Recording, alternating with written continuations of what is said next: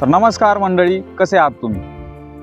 तर मित्रांनो, तुम्हाला पारंपरिक शेती सोडून भाजीपाला व्यवसाय करण्याची इच्छा असेल तर तुम्ही माझ्या चॅनलला आत्ताच सबस्क्राईब करून घ्या, कारण इथून पुढे मी तुम्हाला हीच माहिती देणार आहे की भाजीपाला आपल्या शेतामध्ये कसा पिकवायचा आणि त्याची विक्री कोणत्या पद्धतीने आणि कुठे करायची, जेणेकरून आपल्याला दुप्पट नफा मिळेल। मित्रांनो, आपण पिकवलेला माल आपल्याला कुठल्या व्यापाऱ्याकडे घेऊन जायची गरज नाहीये किंवा कुठल्या दुकानावर घेऊन जायची गरज नाहीये। हा माल आपण स्वतः विकणार आहेत आणि स्वतः त्यामधून दुप्पट नफा कमवणार आहे। मित्रांनो, मी तुम्हाला जी भाजीपाल्याबद्दल माहिती देणार आहे ती मी कुठल्या YouTube व्हिडिओतून किंवा पुस्तकातून घेतलेली नाहीये।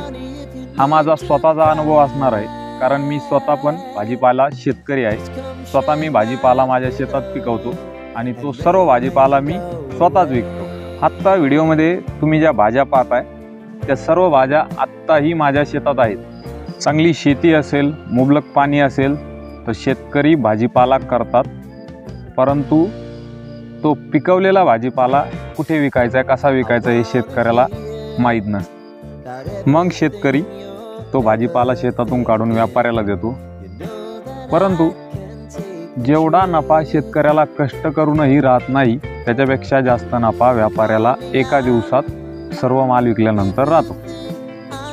मग आता इथून पुढील व्हिडिओमध्ये आपण हेच पाहणार आहोत की भाजीपाला कोणत्या ऋतूमध्ये कोणता भाजीपाला करायचा, कोणत्या भाजीपाल्याला कोणत्या दिवसात भाव राहतात, त्याला खर्च किती होतो आणि त्यापासून नफा किती राहतो, हे सर्व आपण इथून पुढच्या व्हिडिओमध्ये पाहणार आहोत।